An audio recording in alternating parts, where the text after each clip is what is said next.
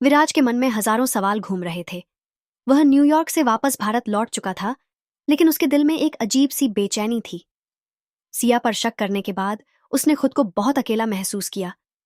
क्या उसने गलती कर दी, या फिर वाकई उसके रिश्ते में कोई दरार आ चुकी थी? अरे तरह हंसिया की नाराजगी। सिया ने कई बार विराज को कॉल किया, लेकिन उसने फोन नहीं उठाया। उसने कई मैसेज किए, लेकिन विराज ने कोई जवाब नहीं दिया। आखिरकार उसने एक लंबा मैसेज लिखा।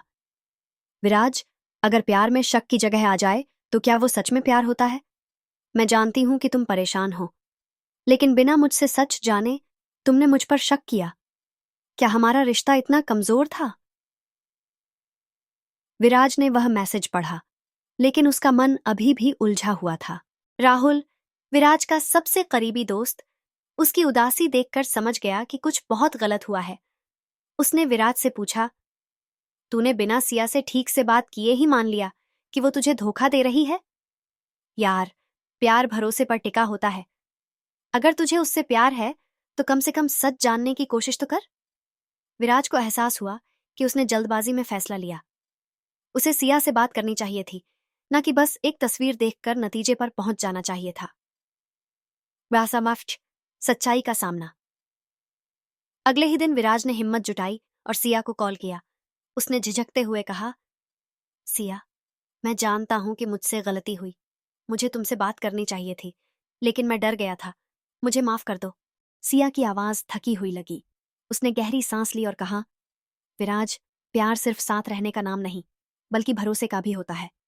मैं चाहती थी कि तुम मुझसे पूछो, मुझ पर भरोसा करो, लेकिन तुमने खुद ही फैसला ले लिया। रिश्ते की नई शुरुआत। विराज चुप था। उसे अपनी गलती का एहसास हो चुका था। उसने सिया से मिलने न्यूयॉर्क आने की बात कही, लेकिन सिया ने मना कर दिया। विराज, मुझे थोड़ा वक्त चाहिए। मुझे नहीं पता कि हम फिर से वैसे हो सकते हैं या नहीं, सिया ने कहा। विराज के लिए यह एक झटका था, लेकिन वह जानता था कि यह वक्त सिया के लिए भी उतना ही मुश्किल होगा जितना उसके लिए। अब सवाल यह था, क्या वह सिया का भरोसा फिर से जीत पाएगा? सिया और विराज के बीच आई दूरी ने उनके रिश्ते को कमजोर बना दिया था, लेकिन कहीं न कहीं दोनों एक दूसरे को याद कर रहे थे। विराज का इंतजार। विराज ने सिया को समय देने का फैसला किया, लेकिन हर बीतते दिन के साथ उसका धैर्य जवाब दे रहा था। वह जानता था कि अगर उसने कोई कदम नहीं उठाया तो सिया शायद हमेशा के लिए उससे दूर चली जाएगी। एक दिन उसने सिया को एक ईमेल लिखा। सिया, मैंने बहुत सोचा और मुझे एहसास हुआ कि प्यार का असली मतलब क्या होता है। मैं जानता हूं कि मैंने गलती की, लेकिन मैं तुम्हें खोना नहीं चाहता। अगर हमारे रिश्ते को एक मौका देने की जरूरत हो तो मैं तैयार हूं। अगर तुम भी मुझे मौका दे सकती हो तो मैं तुम्हारे जवाब का इंतजार करूंगा। सिया ने ईमेल पढ़ा और उसके हाथ कांपने लगे। वह अब भी विराज से प्यार करती थी, लेकिन वह जानना चाहती थी कि क्या वह फिर से उस पर भरोसा कर सकती है। उसने निर्णय लिया कि वह विराज को एक आखिरी मौका देगी, लेकिन इस बार बिना किसी जल्दबाजी के। ग्रप्राह, अचानक मुलाकात। एक हफ्ते बाद विराज एक कॉन्फ्रेंस के लिए न्यूयॉर्क आया। उसे उम्मीद नहीं थी कि सिया वहां आएगी, लेकिन जब वह कॉन्फ्रेंस हॉल से बाहर निकला तो उसने देखा कि सिया उसके सामने खड़ी थी। तुम यहां? विराज ने चौंक कर पूछा। सिया ने हल्की मुस्कान के साथ कहा, हाँ, सोचा तुमसे मिल लूं, लेकिन इसका मतलब यह नहीं कि सब कुछ ठीक हो गया है। मैं बस देखना चाहती थी कि क्या तुम वाकई बदले हो। विराज ने गहरी सांस ली और कहा, मैं तुम्हें जबरदस्ती मनाने नहीं आया हूं। मैं सिर्फ इतना कहना चाहता हूं कि मैं अब पहले जैसा नहीं हूं, और अगर तुम चाहो तो मैं तुम्हें यह साबित करने के लिए तैयार हूं। सिया चुप रही। उसने विराज की आंखों में देखा और सोचा, क्या वह सच में एक और मौका देने के लिए तैयार है? सिया और विराज के बीच एक अनकहा सन्नाटा था। दोनों के मन में कई सवाल थे, लेकिन जवाब कोई नहीं दे पा रहा था। सिया का फैसला। सिया ने गहरी सांस ली और कहा, विराज, मैं नहीं जानती कि मैं फिर से तुम पर भरोसा कर सकती हूं या नहीं, लेकिन एक बात जरूर जानती हूं कि मैं अब भी तुमसे प्यार करती हूं। विराज की आंखों में उम्मीद की किरण चमकी। उसने धीरे से कहा, सिया, मैं तुम्हें कोई जल्दी नहीं देना चाहता। अगर तुम्हें समय चाहिए तो मैं इंतजार करने के लिए तैयार हूं। बस इतना जान लो कि मैं हमेशा तुम्हारे साथ हूं। दाला। पुरानी यादें। सिया और विराज दोनों अपने पुराने पलों को याद करने लगे। पहली मुलाकात, पहली हंसी, पहली बहस और फिर वो लम्हे जब वे एक दूसरे के बिना रहने की कल्पना भी नहीं कर सकते थे।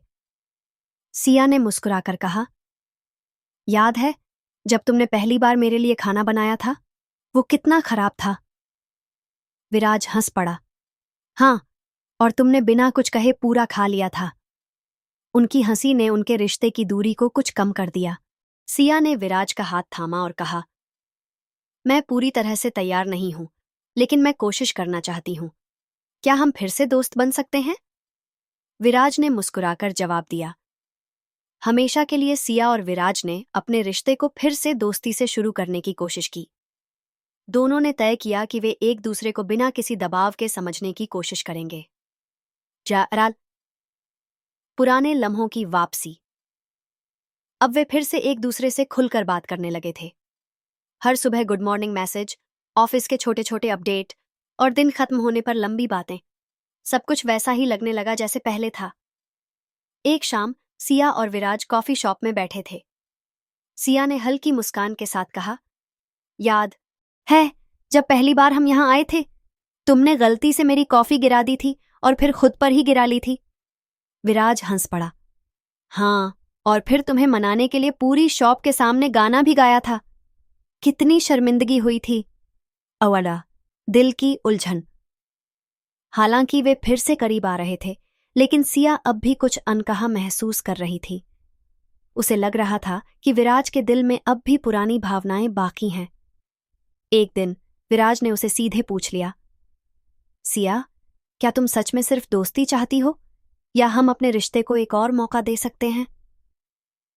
सिया ने कुछ देर तक चुप रहने के बाद कहा, विराज, मैं अब भी डरी हुई हूं, लेकिन अगर हम इसे धीरे धीरे आगे बढ़ाएं तो शायद हम फिर से वही प्यार महसूस कर सकें। विराज ने मुस्कुराकर उसका हाथ थाम लिया। तब हम इसे वक्त देते हैं। मैं तुम्हारे साथ हूं, हर कदम पर। क्या सिया और विराज फिर से एक हो पाएंगे? या उनके बीच की दोस्ती इस बार भी किसी नए मोड़ पर आकर ठहर जाएगी? सिया और विराज ने तय किया कि वे अपने रिश्ते को वक्त देंगे, लेकिन दोनों के दिल में कहीं न कहीं प्यार की चिंगारी फिर से जलने लगी थी।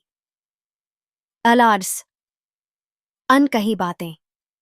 एक दिन विराज और सिया एक पार्टी में गए। वहां विराज ने देखा कि सिया किसी पुराने दोस्त से बातें कर रही थी। उसकी हंसी में वही मासूमियत थी, लेकिन विराज को एक अजीब सी बेचैनी महसूस हुई। बाद में जब वे घर लौट रहे थे, विराज ने सिया से पूछा, क्या तुम अब भी मुझसे प्यार करती हो? सिया ने एक पल सोचा और कहा, विराज, प्यार सिर्फ कह देने से नहीं होता, उसे महसूस भी करना पड़ता है। मैं धीरे धीरे फिर से उस एहसास को जीने की कोशिश कर रही हूं। अरगार। विराज का इमोशनल मोमेंट। विराज ने सिया की बात सुनी और उसकी आंखों में देखा। वहां एक अनकहा दर्द था। उसने गहरी सांस ली और कहा, सिया, मैंने अपनी जिंदगी में बहुत कुछ खोया है, लेकिन तुम्हें खोना मेरे लिए सबसे बड़ा नुकसान होगा। सिया चुप रही। वह जानती थी कि विराज अब भी उससे उतना ही प्यार करता है जितना पहले करता था। अलाक। क्या रिश्ता फिर से शुरू होगा? अगले दिन विराज ने सिया के लिए एक छोटा सा सरप्राइज प्लान किया। वह उसे उस जगह लेकर गया जहां वे पहली बार मिले थे। वहां उसने एक चिट्ठी सिया को दी। सिया ने चिट्ठी खोली। उसमें लिखा था, अगर तुम कहो तो मैं फिर से तुम्हारे दिल में अपनी जगह बनाने की कोशिश करूंगा। सिर्फ एक इशारा कर दो और मैं इंतजार करना छोड़ दूंगा, क्योंकि तुम्हारा साथ ही मेरी सबसे बड़ी खुशी है। सिया ने चिट्ठी पढ़कर विराज को देखा। क्या वह अब उसे एक और मौका देने के लिए तैयार? सिया ने चिट्ठी को बार बार पढ़ा। उसकी आंखों में आंसू थे, लेकिन होठों पर एक हल्की मुस्कान भी थी। वह जानती थी कि विराज उससे सच्चा प्यार करता है, लेकिन क्या वह अब भी उसे वही जगह दे सकती थी जो पहले थी? दिल की आवाज। विराज उसकी प्रतिक्रिया का इंतजार कर रहा था। वह कुछ कहे इससे पहले ही सिया ने धीरे से कहा, विराज, मैं डरी हुई हूं, लेकिन मैं जानती हूं कि मेरे दिल का सुकून सिर्फ तुम्हारे साथ ही है। विराज ने राहत की सांस ली। उसने धीरे से सिया का हाथ थाम लिया। मैं तुम्हें भरोसा दिलाता हूं कि इस बार मैं तुम्हें कभी नहीं खोऊंगा। शातुआं, एक नई शुरुआत। सिया और विराज ने अपने रिश्ते को फिर से शुरू करने का फैसला किया, लेकिन इस बार बिना किसी जल्दबाजी के। उन्होंने तय किया कि वे पहले दोस्त की तरह रहेंगे, एक दूसरे को समय देंगे और फिर देखेंगे कि उनका रिश्ता कहाँ जाता है। विराज ने सिया को एक छोटा सा कागज दिया जिस पर लिखा था, क्या तुम मेरे साथ एक नई शुरुआत करने के लिए तैयार हो? सिया ने मुस्कुराकर कागज वापस दिया जिसमें लिखा था, हाँ, लेकिन धीरे धीरे, एक कदम, एक समय में। इस नए सफर की शुरुआत में दोनों ने खुद को एक दूसरे के साथ खुश रहने देना शुरू किया। सिया ने महसूस किया कि प्यार सिर्फ एक शब्द नहीं है, ये एक एहसास है जिसे समय और विश्वास के साथ महसूस किया जाता है। सिया और विराज ने अपनी नई शुरुआत को धीरे धीरे आगे बढ़ाना शुरू किया।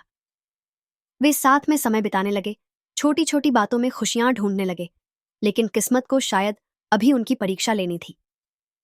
कारण वह एक अनजान खतरा।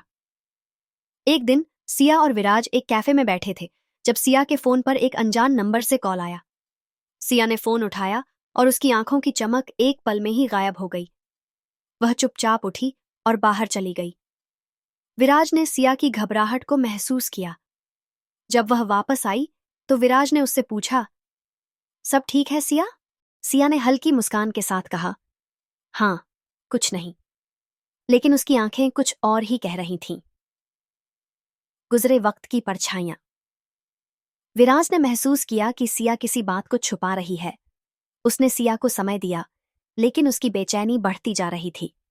एक रात जब सिया और विराज पार्क में टहल रहे थे, सिया ने अचानक कहा, विराज, अगर तुम्हें मेरी वजह से कोई मुश्किल आए तो क्या तुम मुझसे दूर चले जाओगे?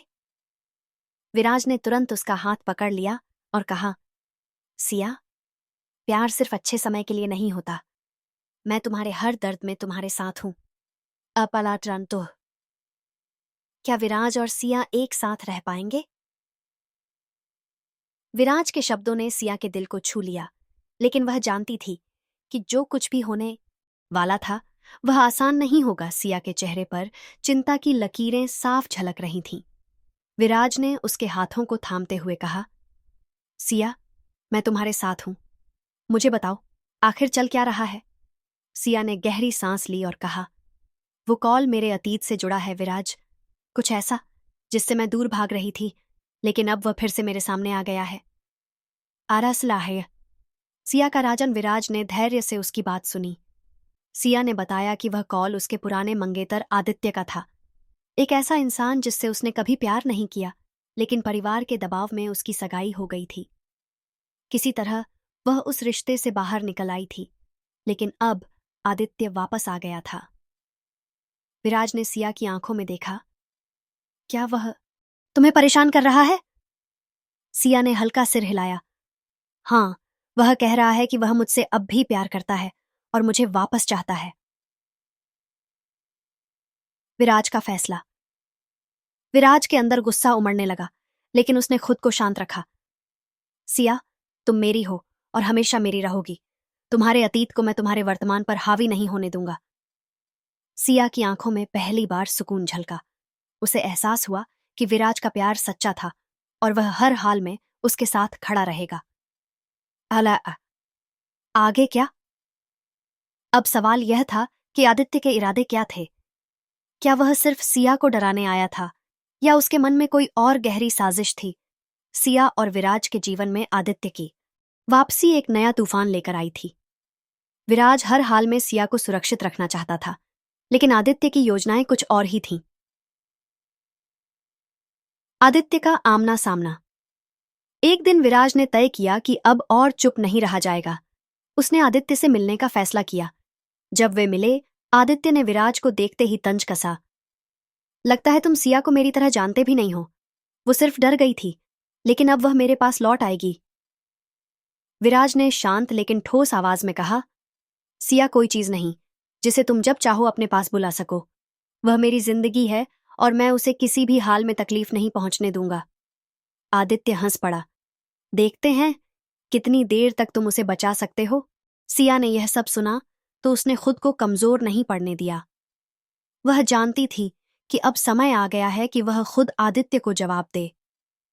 उसने आदित्य को फोन किया और दो टूक कहा, मेरी जिंदगी मेरी अपनी है और उसमें तुम्हारी कोई जगह नहीं है। अगर तुमने फिर से मेरे या विराज के करीब आने की कोशिश की तो मैं कानूनी रास्ता अपनाने में देर नहीं करूंगी।